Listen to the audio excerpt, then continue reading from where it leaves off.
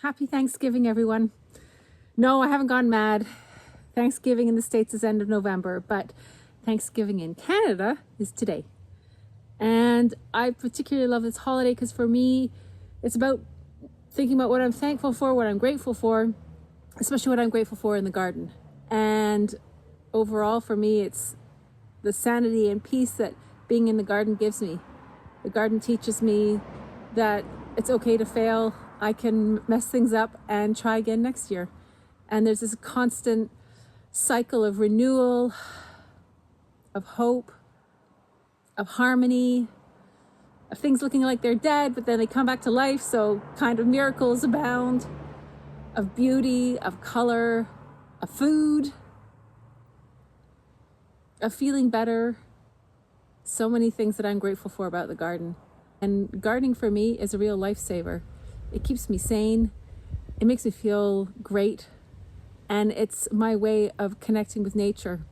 And I think we badly need our world to reconnect with nature because we are nature. We're part of it.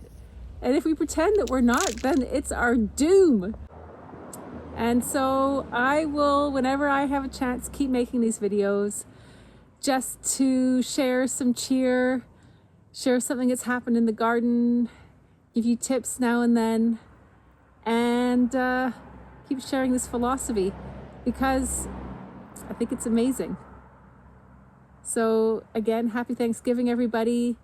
And I encourage you to get outside.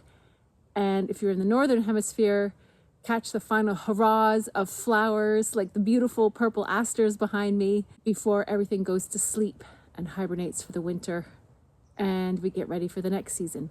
And also something you could do, which is a super hopeful act at the moment, is to plant bulbs for the spring, daffodils, crocuses, tulips.